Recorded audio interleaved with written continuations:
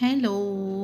आज आपण मुरमुरेचा चिवडा बनवतोय आणि त्याच्यामध्ये आधी मी तेल टाकलं, मोहरी, जिरे आणि हिंग टाकून त्याला चांगली फोडून घेतली. नंतर मग त्यात मी खोबरे टाकले, त्यात फ्राय केले छान प्रकारे.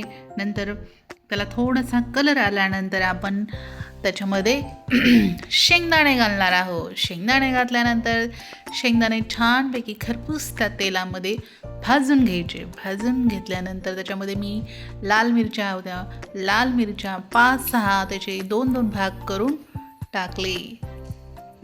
लाल मिरच्यांना पण चांगल्या प्रकारे कलर फ्लेवर आल्यानंतर मग त्याच्यामध्ये छान प्रकारे हलवून घ्यायचं. त्याला आधी मस्त छान असा त्याला असा ब्राउनी कलर येतो.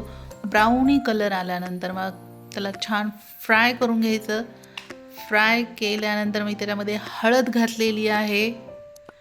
हळद घातल्यानंतर मग आपण त्याच्यामध्ये अर्धा चमचा हळद, नंतर 2.5 चमचे तिखट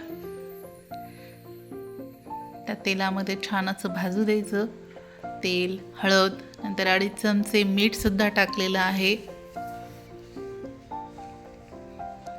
छान त्या तेलामध्ये मस्त प्रकारे भाजून घेतल्यानंतर जिरेपूड 2 चमचे टाकली.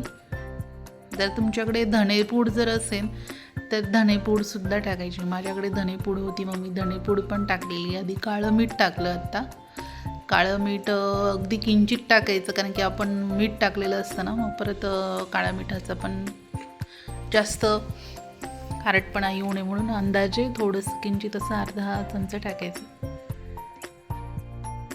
हिंग, धनेपूड टाकल्यानंतर मग छानपैकी त्याला तेलामध्ये असं मस्त भाजून घ्यायचं. नंतर मग माझ्याकडे मुरमुरी मी अशी 2 छोटी छोटी टोपली अशी मी ही मुरमुरी घेतले. मुरमुरे टाकल्यानंतर मस्तपैकी असे छान त्या मसाल्यामध्ये भाजून घ्यायचं. पूर्ण मसाला त्याला पूर्ण त्या मुरमुऱ्यांना एकजीव झाला पाहिजे. नंतर पिठी साखर चिवडा कोणताही बनवण्यासाठी अत्यंत महत्त्वाची म्हणजे पिठी साखर असते. पिठी साखर घ्यायचीच. नंतर तो मक्याचा सोलापुरी मक्याचा चिवडा होता माझ्याकडे. जर तुमच्याकडे नसेल तर तुम्ही ते मका आणून त्याला तळून पण घेऊ शकता.